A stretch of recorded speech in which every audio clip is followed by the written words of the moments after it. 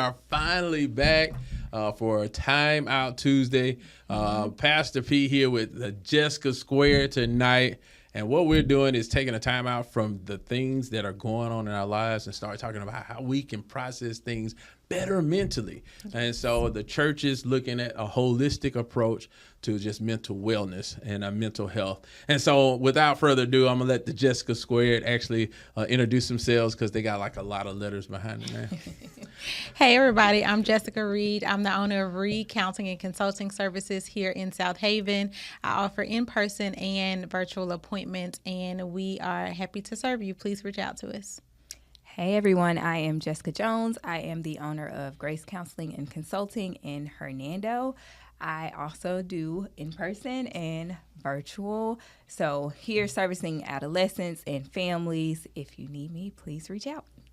And once again, Pastor Petty, they call me Pastor P. I don't do a lot of the counseling on the level that they do, but I'm also usually the person that says, hey, this is the people that you need to talk to because there are some things that are just, we need our Bible, we need prayer, but we also need some other things. And so just to recap, 2023 was, to me, a better year, right? I mean, it was.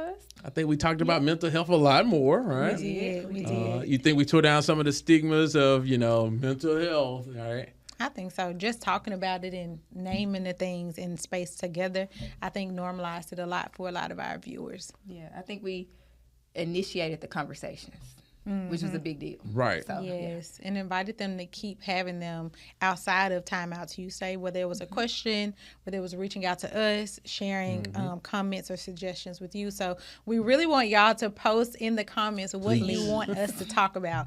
We are happy to address those topics. If you got questions from a trained professionals.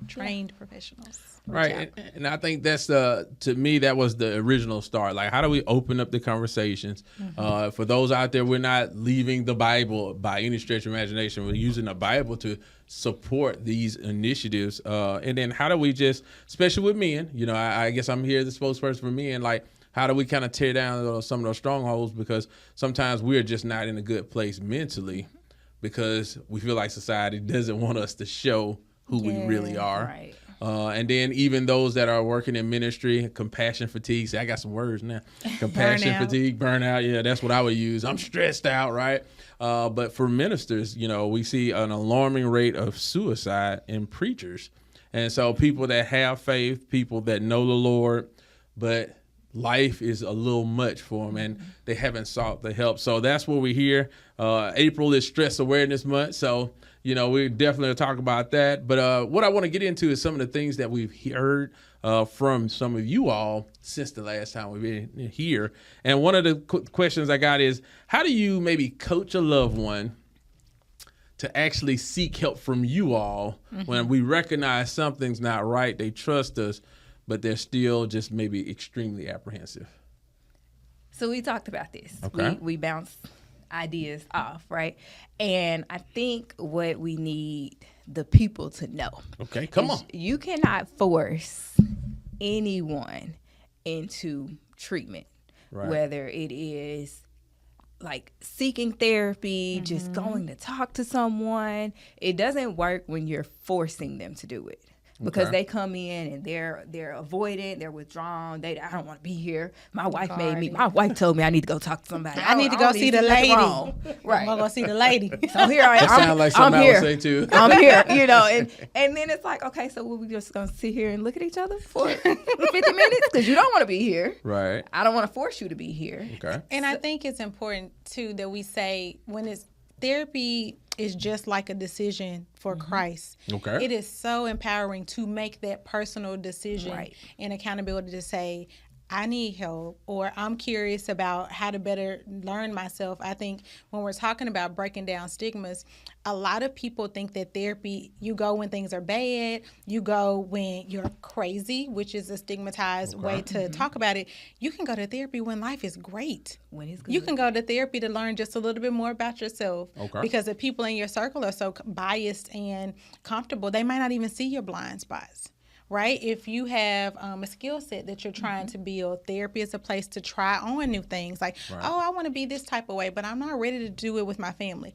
We can do that in a safe space. So the empowerment in making that decision is so important that we can encourage, but like you said, we can't force or manipulate. And we talked about it not being a place where we use it as punishment or a consequence for children or parents or adults. Like, oh, we're in a fight. You need to go talk to somebody. Oh, you said this mean to me. You need therapy. You need help. Right. That's not helping us destigmatize therapy and make it safe for people to bear all parts of themselves. Right. And I like how you said encouragement. Right. Okay. We got to look at it from a supportive point of view. If we see this loved one that is struggling in the area, then how do we offer support for them in a way that they will want to get help? They will understand where we're coming from when we say, hey, I think you need to sit with someone and figure this out. Not, I think it's something wrong with you, but let's try to figure out how we can manage this. Let's try to figure out how we can manage this depression.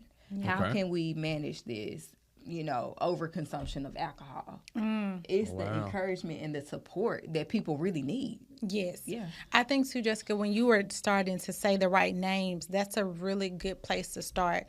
Using signs and symptoms, not personal assumptions, not what you perceive to be true, because sometimes a person can feel attacked when you're coming off, them better than them, right? Versus like, oh, this sounds like X, right? How long have you felt this way? And like even in the Bible, when we talk about having conflict, it says, what do? You go talk to somebody. Then sometimes you got to bring somebody else in. So there's steps too. And so sometimes seeking help, therapy might not be step one. So you got to think about what are the steps to seeking support. The first step might just be acknowledging that this was a problem I didn't even see as a problem. Because in my world, it was normalized. Right? Especially when you think about alcohol. People drink and you'd be surprised and also alarmed at how normalized consumptions celebrated are. Red flags, they are misuse, they are towing the line of abuse. And people are like, oh, ain't nothing wrong with me. I still go to work, I get all this done. But you having this amount a day or a week or this amount every day after work, that's a concern. Really? Yes. Because, the reason I say that, sometimes in corporate America, that's the thing. It's like, normalized. Yes, I have to have my wine. I'm going home. Wine down. Yes. I'm like, we've normalized it. Today or every day, right? Yes, we've normalized it so much, and especially in corporate America, because there's a lot of burnout, compassion fatigue, in the place where grind culture is really just taking us down. It's become a part of our routine. I have a long work day, I hit the bar. Right. I don't want to think about work. I go disconnect. I'm going with some friends, and I have a couple of drinks. Oh, it's just 2 drinks. I'm not worried about that. But if I'm having 2 drinks Monday through Friday, and on the weekend I might have a little extra. And then you check that bank statement, and you're like, okay, well, where my money That's go? where I'm coming in. Come on, you speak my language. There's a $300 on drinks. That's where it's at. And so it helps you also see how you are coping with things. When you're looking to encourage someone to seek support, it's helpful to see how are they coping with the things. When does the concern you're seeing show up? Do I drink every time we have a conflict? Do I drink to go to bed if we're staying on the lane of drinking? How often is this coming up, and what areas of my life is it impacting? Because even to be diagnosed, you can't just say, oh, this is happening. It has to, there's a criteria that you have to meet. There are certain areas of your life that this has to show up. So again, therapy might not be the first option, but it can be a supportive place to start figuring out what your options are if your support system feels like they're helpless. Right? You talked to me about this for several months. You're not taking my advice. Then maybe it's an opportunity for me to set a boundary and say, I don't think I can help you with this, but maybe there's somebody who can. Have you thought about talking to a therapist? And hopefully you all are hearing what they're saying, because I think that's a bigger issue than we actually maybe giving credence to. Like, I've recognized some behavior. I recognize maybe that you're stressed. And so how do I approach that in a healthy way? Because I don't, the old folks say you can't draw a drive, right? But how do I encourage, as you said, for you to move toward that? But then, like you said, also making sure that if you're the friend of a person that may be using an unhealthy coping mechanism, are you actually having that conversation is in a safe space? Yes. as well. Like I think if you're the friend, you got to start saying like, hey, you know, and I got the reason I say that is Stress Awareness Month. You know, we golf. A lot of us in corporate America. So sometimes, you know, hey, come on, we need a round. We not around alcohol. around the golf. Yeah. Around the golf, right? Specify. Right. And so you know that, you know, we're just out there having a good time. You can kind of decompress, and that's good. But even with that, you still need sometimes extra. And so, you know, how do we what is maybe the feeling that friends that are in those situations, what are some of those feelings that maybe they're going through that maybe make them apprehensive to help? Yeah. I think, like I just mentioned, helplessness is a really vulnerable emotion. And when people feel like they can't help or the person might not receive it, there's some resistance there. And we also have to check if the friend that's encouraging our own stigma and bias that we have about therapy or that we feel this might have on our friendship, right? I love you enough to say, you might not like what I'm saying. I might not even be saying it the right way, but it's coming because I care about you. And I'm going to put it on the friend that wants to encourage, because enabling is a way that we work against encouragement, right? So I got to check myself and say, how am I contributing to the problem that I see? If I'm the one calling you to hang out, I might not be in the space just yet to call you out on how many drinks you having in the space. You got to look at that camera. Because I'm supporting you. I'm enabling the behavior. So there has to be a level of accountability in this friend, Absolutely. right? Boundaries are saying like, hey, I'm seeing this. So instead of me calling you to go to drink, maybe we're going to start having dinner at the house. Okay. So we can still connect. We can still talk. But without alcohol. I was just thinking that, like, you have to really be introspective and saying, like, how am I contributing to it? How am I going to have this conversation? And you may have to pray about it. God, give me the words. Right. Give me the way to address this. But we can't avoid it. Yes. Avoiding it feels good, right? Because we're not in the messiness. We're like, I know there's something going on, but I ain't gonna say that. That ain't none of my business. You know. I'm sorry, you signed up for that role. When you truly care for a person, You gotta stand on business. you gotta stand on business. Like, 10 toes down. You can't, and it'll be something that you can't shake because you're gonna feel it. You're gonna feel it in you that I need to say something. And you said a feeling, it could easily create resentment. Yeah. Okay. Right? If I'm sitting on a feeling that I'm not communicating with you about how you're showing up in a space, I might find myself being really critical of you in this space, being very defensive about the things that you do, instead of really saying, hey, I'm noticing this. Right. And it makes me feel X, Y, and Z. Exactly. A lot of relief can come in clarity in naming a thing. Like in the therapy room, I normally say, like, name it to tame it. Okay. Call the thing out in a safe way, and sometimes that's the first step. Like, let's just look at what's happening, right? Versus talking around it. And we both know that there's something there, but we're not saying anything. Sometimes the loudest solution or issue that can be is between us not talking. We know that something is there. Because we ain't talking as much. Just avoiding it. I'm avoiding your phone call now. Exactly. Or it's awkward. It's like, what's happening here? And you just got to call it for what it is. Call it for what? And, and I think, well, let's make clear. Okay. Call it what it is doesn't mean say it any kind of way. Right. Call it what it is. Oh, man, she took away my... Don't be nice. Don't be nice nasty. Don't be nice nasty. Don't be like, this is what it is, so you just need to hear it because I'm right. No, you have to speak the truth in love. Ephesians. Yeah. How would you want someone to bring this to you? Right. It's a level of vulnerability that comes with changing behavior that might not be right. Right. And I think that kind of, and we want to make sure people understand that, like, this, we see this in the Bible. So if you followed on last month, you're looking at just the story of Joseph, and that's a lot of trauma. Like, there's animosity, hate with your own family.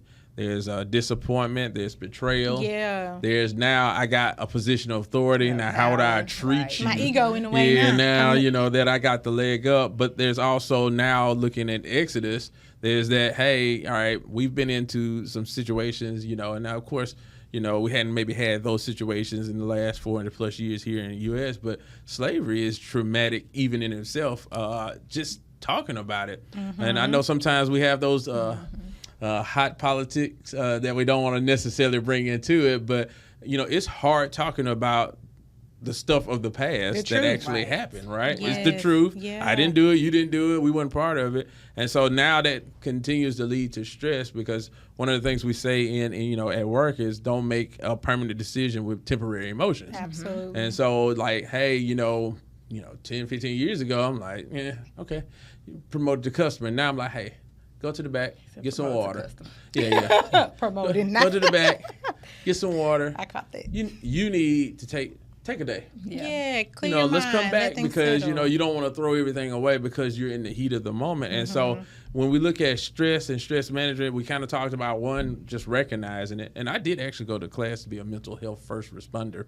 So I have a certificate and everything. I'm really proud of it because I typically can recognize an issue. And that's so not important. diagnosing anything, but I'm like, hey, that's not just maybe, we've had some conversation, but is that slain in the spirit or is that something else? Right. And you know what? You having that training, and sometimes those first aid trainings are free. If you want more information, it'd be helpful to feel empowered to get the education to be able to communicate. Because now, if you see something, your spidey sense is going to tell you something different than someone that might not be as informed. Right.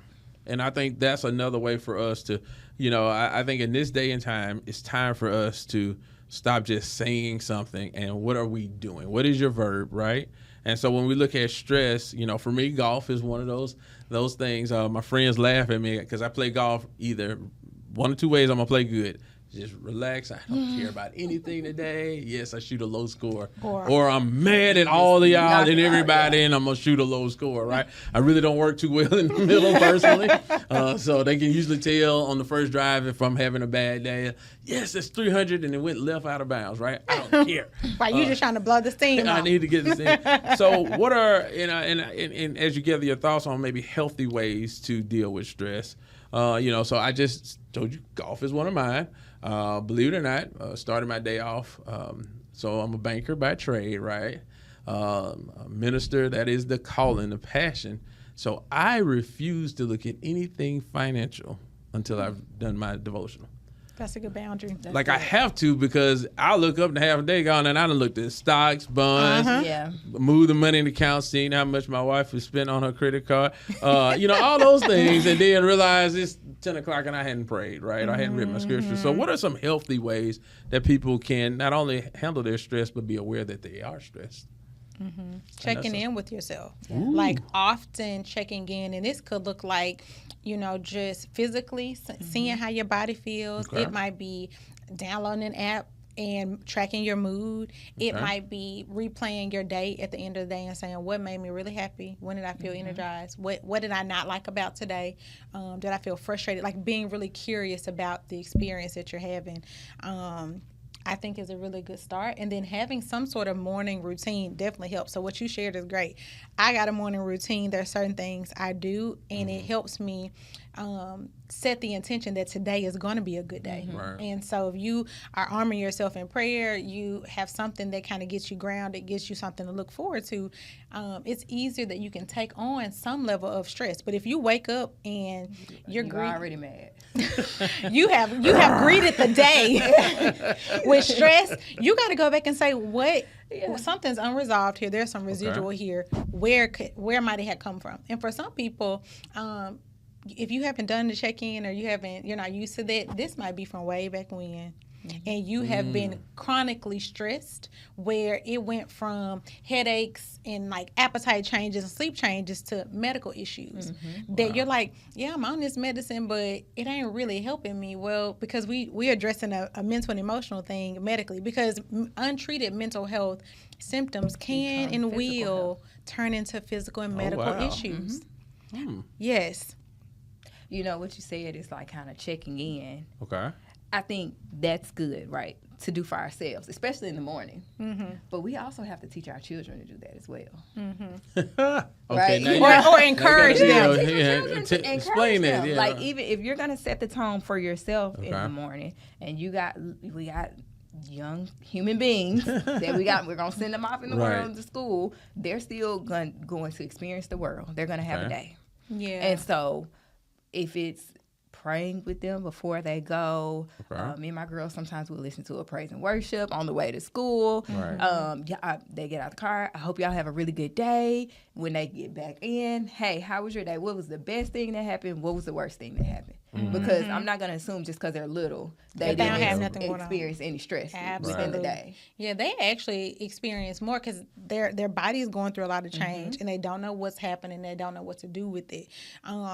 I can't remember where I saw this, but research suggests like the first 3 minutes of time with your kids, like when they wake up, when you pick them up, when they go to bed, are the most impactful moments you will have with them. Really? So, yeah, and think about it as an adult, if somebody woke you up with attitude or whatever, how would you feel? And if you got off work, and I know some adults feel this way, but put yourself in thinking about how can I encourage and model the importance of starting your day on a good foot or starting it with togetherness so you don't feel alone. I think a lot of times when we get to the stage of adult, we feel really alone, right? And we've been abandoned or different things like that. And we're like, okay, nobody is here for us. It's like, I just got to deal. Yeah. And I definitely love the idea that you want to drive that home, that children are stressed too. They got social media. Right. And they're holding a lot of mental and emotional things that they can't even find the words for. So checking in can be so valuable. That's a really good suggestion. It's just as important as it is for us to have this routine. Right. I think we model that for the next generation. Just think about it. How much better off will they be when they are the adults? Our making the executive decisions. How much better off will our world be if they're experiencing mental wholeness and wellness and addressing stress for what it is and not, just kind of ignoring it. And saying, well, I'm just doing it because, that's what my mama did. That's what my daddy did. Yeah. And our rules that we give our children are the loudest ones are the ones we don't say. Okay. Right. So I might not ever say, don't do X, Y, and Z, but if you never saw me do it, it's not going to be readily in your reach to do it because you didn't see anybody do it. So even going back to like the stress management, as adults, taking care of ourselves also helps us take care of those around us. Okay. Right. The best thing we can be is a happy parent. That's true. I don't know if y'all knew y'all were going to get all that today. That's so, because that helps, and I think, as we look at stress awareness, as we look at, this is the first of many of these recordings here where we're going to look at it holistically. And I think you got some tips, start your day off positive, what I mean? Make sure those are, and as a believer, words of affirmation biblically definitely can help. Make sure, speak over your life. Check in with yourself. I'm giving y'all a recap of some of the things that I get. Like I said, this is my free session. You can't get this session. Do it with love. Speak truth in love. Right? Yes. And so as we look at those, here's what I need you to do. I need you to put in the comments when you're watching this, anything that, and look, we're going to change it. Not that you want to know about, somebody that wants to know about. Yeah, let them know. All right? Let us know what they're thinking. Asking for a friend. Right, asking for a friend. There you go. But we want those comments because we want to address that. We want to make sure that we are able to keep doing what we're doing and make sure that it's impactful. We also, we have those. One of these days, I'm going to get these ladies to do another live session. Talking about stress awareness. That'll be good. But, we want you to even ask the questions, and we want to make sure that we take the veil off that stigma of mental health. Anything closing in the last 30 seconds that you all want to say to the people? Do not be afraid to reach out. I know we've been talking about supporting our loved ones, but if it's you, do not be afraid to reach out and connect with a mental health professional. Okay. Yeah. The helper needs helping, and that's okay. Exactly. If you're helping, you need to be helped. That's just how it goes. So find the balance in doing both of those. Yes. Thank y'all for watching. Thank you. Bye. Y'all take it easy.